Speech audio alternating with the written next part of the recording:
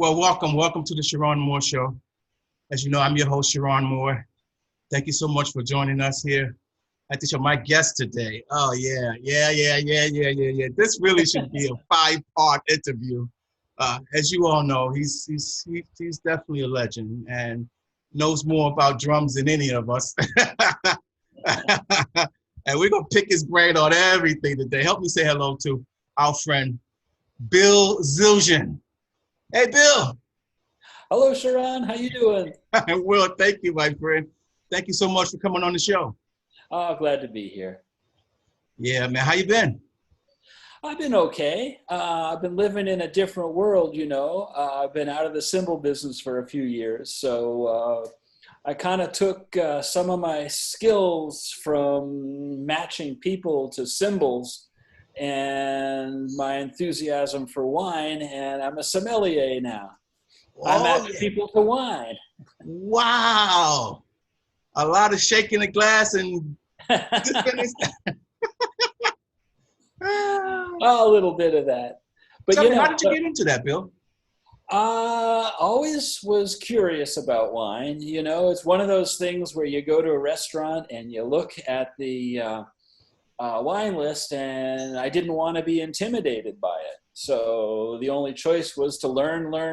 And as I started to learn stuff, people started to drag me along to meals with them to pick the wine. And I started getting phone calls from people at the supermarket saying, I'm having chicken tonight. Which one of these wines do I buy? And at some point, I kind of drifted into writing wine lists for a couple restaurants in the area. And one of them asked me to work there as a second job. And I started to find out the second job was more fun than the first job.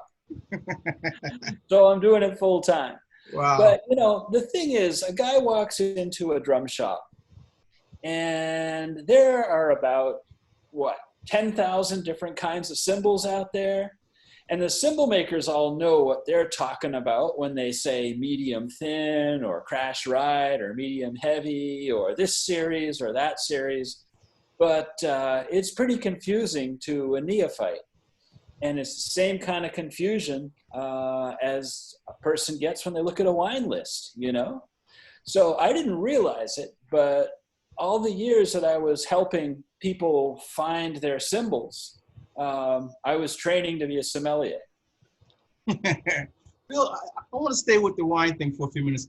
How many different kinds of wine is there actually? Millions. Wow.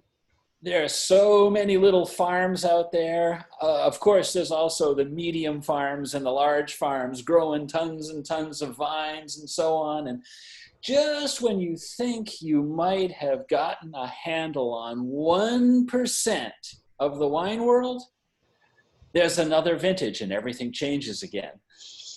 So, yeah, it's a lot like, imagine every cymbal was completely different. That's about where it would be. And all that sipping, do you ever get drunk? No. How do you not get drunk with all that sipping you do? No, I do commercial tastings where I'll have to taste 300 wines in a 2-hour period or something. And basically, you spit. Oh, okay, you get rid of it. You got to spit. Okay, I got you. And you spit, you still get a little contact exposure in the alcohol and whatever in your mouth and throat and stuff. But for the most part, people who are professionals will go to one of those things and they do have to drive home. So got no choice. Got to spit. I saw somewhere where you just got your certification. I saw that somewhere. Yes. I am a certified sommelier by the International Court of Master Sommeliers. And the test was pretty interesting, challenging. You sit down at about 8:30 in the morning and you have to do blind tasting. They put 4 wines in front of you and say, go. And basically you go through a procedure and give it your best guess. And they sweep the glasses away after 30 minutes and put another piece of paper in front of you, and you have to do a written test.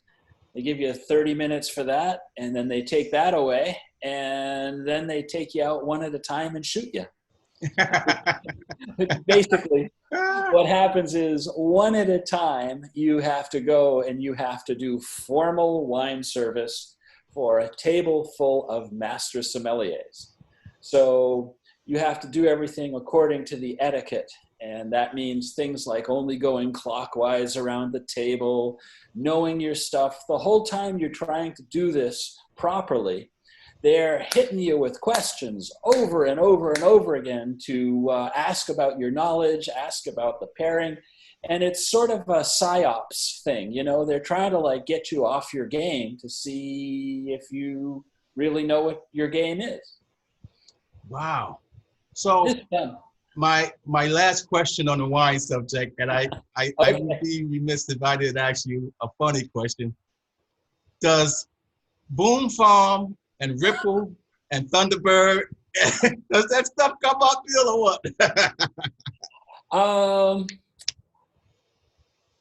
If you are in charge of a wine list at a restaurant, which I was in one of my gigs, I moved up to a bigger place in Boston where someone else is in charge right now. But when you're making the decisions, you do have to go through and taste an awful lot of bad wine. So I don't know about Boone's Farm and Two Buck Chuck and all that. But, you know, it's good to taste those once in a while to get a sense of perspective, though, too, you know. It's all important. It's all part of the work. It's like, look, you're a musician, right? Every once in a while, you're going to hear some music that you don't like, and some of it's going to be by musicians who aren't that serious about the art. They're more serious about the money or something. You know, no one gives you a hard time if you're in the car and the radio puts on something stupid, you know. Let me move towards the music and the music business. First, let me say, you look the same, Bill. You haven't. What are you doing over there? What are you found a fountain of youth? No. It's all gray. You look great, man. It's really good to put eyes on you. Let me ask you this, Bill. Sure. I don't know where to start here. Do you miss the music business? Sometimes. You know, the greatest thing about the music business was that there was so much that I really knew how to do and knew I was one of the best in the world, you know. I was one of a small group of maybe a dozen people or less who understood the process all the way from choosing the right kind of copper and tin and the secret family process and the hammering, the cold work, the hot work, all that stuff, all the way through to the testing and the matching up the music style with the right model of cymbal. So, you know, there is that. When you step out of a world that you're really familiar with, you're back at square one and you're a beginner all over again, you know? So I miss some of that security, the security of knowing what I'm supposed to do next. But hey, we're all here to grow and learn, and the next adventure is an adventure. That's absolutely true. I want to ask you, Bill, how were you so good with drummers? You're so good with drummers. What is it about drummers that you just know their DNA? You just know those guys. It's not a special talent as much as it's an attitude, Cheron. We have to understand that we're just, I was, or they are, people just making equipment, you know? They're not in charge of the art. They're not in charge of the art form. 50 years from now, 100 years from now, 200 years from now, no one's going to give a rat's ass what brand of cymbals Neil Peart was playing or when he switched. No one's going to care about, you know, what model Will Calhoun was playing, but they are going to remember the art. When I think of Jack DeJohnette, I don't think of his cymbals. I think of his music. So the thing is, the most important thing is the music. And there's always going to be music. And as long as there's music, there are going to be people who play and create music. And among people who create and play music, there are always going to be the 1% at the top who are the greatest and the most creative and the most important. And those are the people that I had the privilege of working with. They were so much more important than a cymbal company. Because what they did was going to last virtually forever, and they're creating. It was our job to keep up with their creativity. But when you approach a transaction with a musician that way, it becomes real easy, because you know that your job is to listen, to shut up 90% of the time, and take their direction for what they're looking for. And it's up to us to maneuver our way around it and get the cymbals and the sounds and the products that they're looking for. Would you ever come back to the industry? I'm ready to turn it up now. Okay. Here's how I'd come back to the industry. If anyone's out there listening, this would be pretty cool. I think of Tom's Shoes or Bombas socks, where every time somebody makes a pair of shoes and someone buys a pair of shoes, another pair is given away. The same thing goes with those socks. I have been an insider and sat on board meetings, and I know that the way, I know how the numbers run. And there's enough room financially. There really is. For every cymbal we make, we could sell it at a fair price, and we could give away another cymbal to a drummer or a music school or a school band or something that really needed it but couldn't afford it. And I think you could do a 1-for-1. I think it's totally feasible and totally possible. And if anyone wanted to try it, I'm on board. Besides that, though, Cheron, does the world need another cymbal? There's 5 big companies out there cranking out new models every week. There'd have to be something interesting that was, a little more disruptive than just, oh, hey, we got a new cymbal. Huh. Well, Bill, you have cymbal making coming out of your vein. That's something that I mean, come on, you know what I mean? And yeah, so you cut me, I bleed bronze. You go to bed hearing hammers in your head. Let me ask you this. What do you think of today's drummers? They're playing more notes faster. They're playing a solo and a ballad. Drums are much faster now. Everything is faster. What do you think of the climate out there today?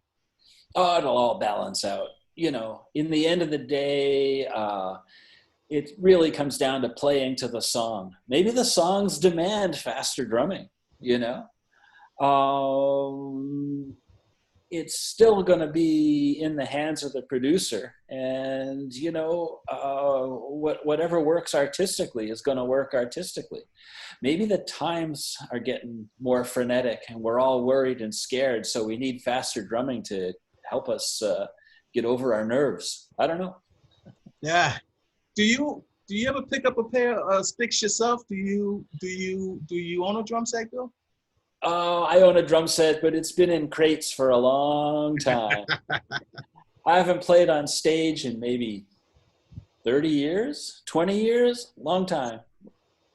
I pick up a pair of sticks and give an occasional drum lesson to my daughter because she wants to know. But beyond that, not too much. let's go on the other side, Bill. There's a lot of protests going on right now, looting and rioting and whatnot, and craziness going on. Are you seeing that, and what do you think of it? First of all, with apologies for living in Maine, which is the whitest state in the union, um, my daughter's got a taillight out on her car. I know we got to fix the taillight on the car sometime soon, and we probably will. But in the meantime, it's not a life-threatening thing. If she were a person of color, that burnt out taillight would be a life-threatening thing. That's white privilege. So many people live in a world of white privilege, and we are living in the whitest state in the union here in Maine, that they don't get it. And I'm still learning. I don't purport to be an expert, but it's kind of important to see things like that and to learn about things like that. How is things up in Maine? Was there a lot of protesting and things going on? Yeah, even our little town had a march. We got a Black Lives Matter banner on our door. You do? Of course, yeah. My daughter wouldn't let us go without it at this point, and she's right. She's right. We live across the street from Town Hall, and I kind of think it's nice that everyone who does business with the town turns around when they leave and sees that sign. But here's another thing. When it's election day, I go out my front door, I walk across the street, everybody knows me because I live across from the town hall. They tick my name off and I go and vote. There's no standing in line. There's no, what would you call it, voter suppression people trying to make me stand in line 6 hours. There's so many white people who got so many things going so easy for them that they don't even realize that it's white privilege. That's a problem. And that brings me to the question that I wanted to ask about that, Bill. Is there, because we're seeing actually more white people protesting than others. So is that a true thing that we're seeing, or when they get back behind the curtains, back in their circles, it changes? Is it a true thing we're seeing? Well, in our house, we go back and we have the conversation, about what the meaning is and what we have to do next. But I saw this on Twitter today. There was someone who saw a report after a massacre in 1914 and a massacre in Tulsa and the riots in Watts in the 60s. And every single time it happened, they had the same reports, they had the same recommendations, and nothing happened. I hope something happens this time. Maybe if you have to have a bunch of white people out in the streets, maybe that's a sign something will happen. I don't know. I can only hope. Can only dream that the rest of us come around to realizing that, no one pulls themselves up by their bootstraps. We're all in this together. Did you see that George Floyd tape, Bill? I didn't watch the whole 8 minutes and 46 seconds of it. But yeah, I definitely saw it. It's horrifying, man. Come on, knee on his. And what bothers me most about it is that guy was training the other two officers. They were on a training mission that day. So when you think that the guy in the department who is the trainer is doing this, that sort of means the institution has chosen to put this guy in the position of being a teacher. That's institutional racism. What do you think the fix is in the reforming or the reformation of the police departments around the country? Oh, my daughter and I have been having long conversations about it because what you see on a bumper sticker is those three words: defund the police. And that unfortunately is the kind of thing that, professional rabble rousers on Fox News can look at and say, see, they're trying to eliminate all police. When it's a much more nuanced kind of discussion about maybe replacing what they do, it's like there's a whole bunch of problems out there. Mental health crises, medical crises, disturbances that don't always need to be solved by someone showing up with a gun. And if the police departments didn't get everything dumped on them, maybe they wouldn't get all of the town budgets. So I see the idea of defunding them and replacing some of their services with other people, with other social services to get at the root problems. So, I know that, they're not trying to eliminate the police. They're just trying to reduce their scope. Ending this on a musical note, because I know we could stay there forever. Oh, yeah. Ending this on a musical note, how do we get you, I don't know the other way to say, but how can we get you to show your face or come around the music industry a little bit? How do we start that? We'll see you at some conventions, see you anywhere. Let's do it this way. If someone wants to do a fundraiser for Black Lives Matter and they want it to be a wine tasting, I'll pick the wines for free. And I'll get some donors, I hope. What else do you think we could do? I still like the idea if we make a cymbal, we give away a cymbal. If we make two cymbals, we give away two cymbals. That's one way of getting cymbals into the hands of people who just don't want to spend $450 on a ride cymbal. It's like there's a lot of people who are talented percussionists who are never going to start. We have a thing on the show we call Word of Advice, where we ask the most of the time the drummers, but we asked the guys if they would leave a parting word with the up-and-comer drummers that they may learn and know how to get traction in their career. What would you say to the up-and-coming drummers out there? Wow, you caught me flat-footed here. I've been out of it so long. I think if you're a young drummer coming up, the best thing to do is to soak up as much information as you can. Don't be afraid to step right up and ask questions. And when you get an answer to the question, ask another question and keep on going. Billy Cobham used to groan when John Blackwell would call him up.